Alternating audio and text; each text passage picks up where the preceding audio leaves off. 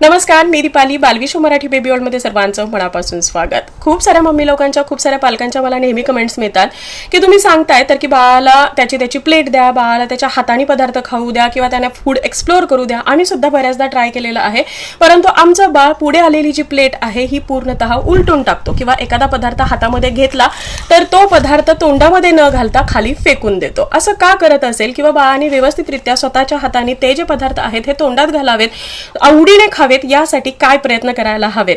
कारण तुम्ही बऱ्याचदा आदित्याला पाहत असता की त्याच्या व्हिडिओमध्ये तो अगदी शांतपणे खात असतो आणि त्यानंतर या ज्या कमेंट्स आहेत या मला बऱ्याचदा तुमच्या मिळत असतात. आता असं नाहीये की आदित्य कधीच आहार असा फेकून देत नव्हता किंवा त्याला आलेले पदार्थ प्रत्येक वेळी तो तोंडामध्ये घालतो. अजूनही तो कधी कधी हे पदार्थ फेकून देतो, परंतु आता त्याचं जे प्रमाण आहे हे खूप जास्त कमी किंवा अगदी ना बरोबर झालेलं आहे. कारण काही छोट्या छोट्या टिप्स मी त्याच्यासोबत फॉलो केलेले आहेत आणि मला वाटतं या ज्या गोष्टी आहेत या प्रत्येक आईने आपल्या बाळासोबत करणं गरजेचं आहे. तरच तुमच्या बाळाला खाण्याची गोडी लागणार आहे. ते पदार्थ बाळ हा आवडीने चावून स्वतःच्या हाताने खाणार आहे आणि असे जेव्हा बाळ हा आवडीने स्वतःच्या हाताने चावून पदार्थ खातो ना तर ते पदार्थ खऱ्या अर्थाने बाळाच्या अंगी लागतात. सो तुम्हाला सुद्धा हे सिक्रेट जाणून घ्यायचं असेल तर आजचा आपला व्हिडिओ शेवटपर्यंत पाहत राहा. व्हिडिओ आवडला तर व्हिडिओला लाईक, शेअर, कमेंट करा.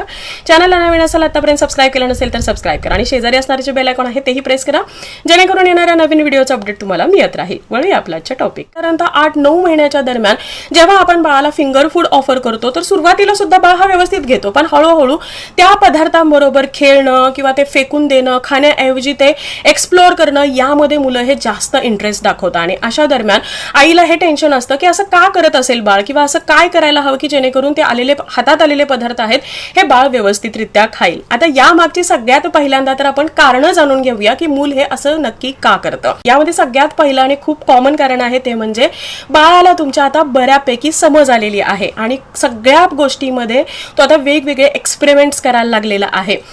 तो काही आलेला हातामध्ये पदार्थ आहे हा फेकून दिल्यानंतर त्याची काहीतरी मुवमेंट होते, आवाज होतो किंवा काहीतरी त्यापासून रिस्पॉन्स मिळत असतो आणि त्या ज्या गोष्टी आहेत या गोष्टी कशा पद्धतीने घडता आहेत किंवा कशा पद्धतीने आवाज येतो आहे, ते कशी हालचाल होती आहे, त्यामध्ये काय रिॲक्शन होती आहे, या सगळ्या गोष्टी जाणून घेण्यासाठी बाळ आता एक्साइटेड झालेला असतो. शिवाय या अगोदर जर बाळाने एकदा फेकून पाहिलं असेल तर त्यावेळीची जी रिॲक्शन आहे ही सुद्धा त्याच्या डोक्यामध्ये असते आणि परत परत त्याला ते करून पाहायचं असतं. म्हणजे त्यांनी केलेली एखादी ऍक्शन आणि त्यावरती येणारी रिॲक्शन बाळ आता एन्जॉय करायला लागलेला असतो आणि यामधूनच बाळाची जी ब्रेन डेव्हलपमेंट आहे, मेमरी आहे, ही शार्प होत असते किंवा छान पद्धतीने व्हायला मदत होत असते. त्यामुळे जर तुमचं बाळ आहार फेकून देत असेल, आलेले प्लेट उलटून टाकत असेल तर त्यामध्ये काळजी करू नका. तुमचं बाळ हे त्याचा स्वतःचा ब्रेन हा शार्प करण्याचा प्रयत्न करत आहे. दुसरं जे कारण आहे ते म्हणजे एक्सप्लोर करणं. हातामध्ये आलेली प्रत्येक गोष्ट कशी दिसते, त्याचं टेक्स्चर कसं आहे, ते कशी लागते, त्यामधून काय बाहेर येतं. म्हणजे ज्युसी एखादा पदार्थ जर हातामध्ये घेतला असेल, थोडासा स्क्वीज केला की त्यामधून ज्यूस गळतो. आधी ते हे खूप वेळा करतो. ऑरेंज जेव्हा त्याच्या हातामध्ये येतं ना तर त्यावेळी पहिला तो स्क्वीज करून पाहतो आणि त्यामध्ये आलेला जो रस आहे गळत असतो तर तो कधी खाली पडतो किंवा ते त्याच्यासोबत खेळणं, ते चाटणं, या सगळ्या गोष्टी तो करत असतो.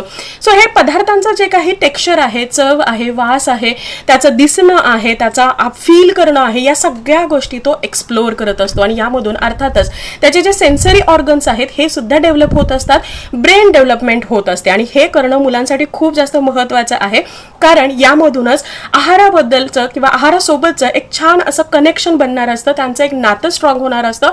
जरी सुरुवातीला बाळ असं करत असेल तर हळूहळू त्यानंतर बाळ हे ते तोंडामध्ये घालून सुद्धा बघणार आहे. कारण टेक्स्चर बघून झालं, ते कसं फील होतंय हे बघून झालं की हळूहळू त्याची टेस्ट कशी आहे यामध्ये सुद्धा बाळाचा इंटरेस्ट वाढणार आहे.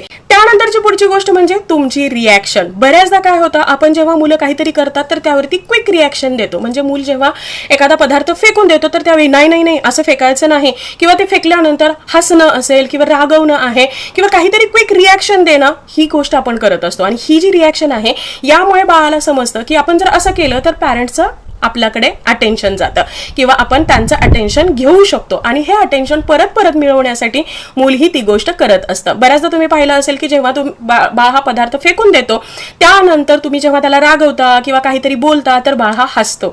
कारण तुम्ही जी रिॲक्शन देत आहात ना तर ती रिॲक्शन सुद्धा बाळाला आता आवडायला लागलेली असते आणि ती रिॲक्शन परत परत त्याला हवी असते आणि म्हणून परत परत ते जे पदार्थ आहेत हा बाळ फेकून देत असतो. त्यानंतरचं सगळ्यात शेवटचं आणि खूप महत्वाचं कारण आहे ते म्हणजे बाळाची ही एक कम्युनिकेशन करण्याची लँग्वेज आहे, एक भाषा आहे की ज्यामधून बाळ हा तुम्हाला वेगवेगळ्या गोष्टी सांगू इच्छित आहे.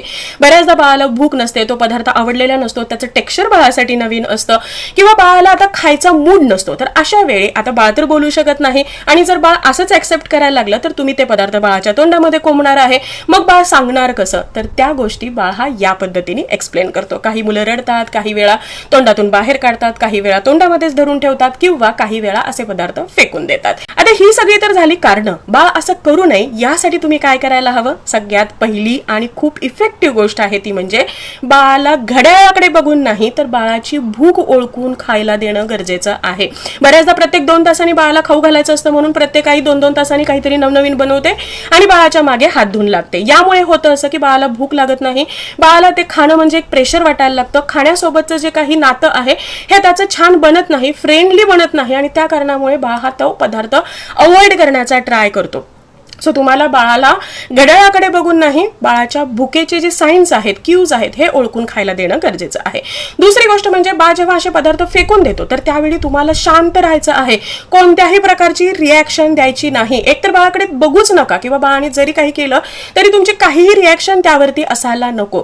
एकदा फेकेल, 2दा फेकेल, 10 वेळा फेकेल, परंतु 11व्या वेळी त्याला कळेल की आपण हे फेकल्यानंतर काहीच होत नाही आणि मग ते फेकणं तो बंद करेल. मी सुद्धा आदित्याच्या बाबतीमध्ये हेच केलं होतं. तो जेव्हा पदार्थ फेकून द्यायचा ना तर त्यावेळी मी फक्त शांतपणे बघायचे, कधी कधी तर दुर्लक्ष करून द्यायचे आणि त्यामुळे आता त्याचं फेकणं हे पूर्णतः बंद झालेलं आहे. त्यानंतरची पुढची गोष्ट म्हणजे बाळाला एकाच वेळी पूर्ण प्लेट भरून पुढे देऊ नका. तुम्ही सुद्धा पाहिलं असेल, मी जेव्हा आदित्याला वॉटरमेलन देते, स्ट्रॉबेरीज देते तर सगळ्या स्ट्रॉबेरीचे तुकडे, वॉटरमेलनचे तुकडे पुढे ठेवत नाही, थोडे थोडे ठेवते आणि त्यानंतर जसे संपेल तसे तसे त्याला पुढे भरत राहते किंवा ते आणखी त्याला देत राहते. जेव्हा मुलांना खूप मोठा पोर्शन पुढे दिसतो तर त्यावेळी त्याच्यासोबत खेळ सुचतो आणि हे होऊ नये यासाठी एकदाच सगळी प्लेट भरून मुलांच्या पुढे द्यायची नाही. आणि सगळ्यात शेवटची तेवढीच इफेक्टिव्ह गोष्ट म्हणजे तुम्हाला नेहमी तुमच्या मुलांसोबत खायला बसायचं आहे, कारण मूल हे तुम्हाला बघत मोठं होतं आहे. जर मूल तुम्हाला पाहत आहे की तुम्ही ताटामधला प्रत्येक पदार्थ व्यवस्थितरित्या उचलता आहात, तोंडामध्ये घालता आहात, छान पद्धतीने चावून खाता आहात, त्याबरोबर तुमचं एक कनेक्शन छान आहे किंवा तुम्ही ते एन्जॉय करता आहात, तर बाळ सुद्धा त्याच्या पुढे आलेले ताटामधले प्रत्येक पदार्थ व्यवस्थितरित्या उचलेल आणि तोंडामध्ये घालेल आणि तो सुद्धा एन्जॉय करायला लागेल. अर्थातच ही जी गोष्ट आहे ही 1-2 दिवसामध्ये, एखाद्या आठवड्यामध्ये होत नाही. यासाठी बराचसा काळ जावा लागतो. कंटिन्युटी ठेवणं आणि पेशन्स ठेवणं खूप जास्त गरजेचं आहे. या सगळ्या गोष्टी मी सुद्धा आदित्याच्या बाबतीमध्ये केलेल्या आहेत आणि म्हणूनच आज आदित्य एवढ्या आवडीने सगळे पदार्थ शांतपणे खातो आहे. तुम्ही सुद्धा ट्राय करा आणि लक्षात ठेवा, एका दिवसामध्ये बदल घडणार नाही. सो आय होप आजचा हा व्हिडिओ तुम्हाला आवडला असेल आणि हेल्पफुल ठरला असेल. Thank you so much for watching this video. Bye, see you soon with new topic.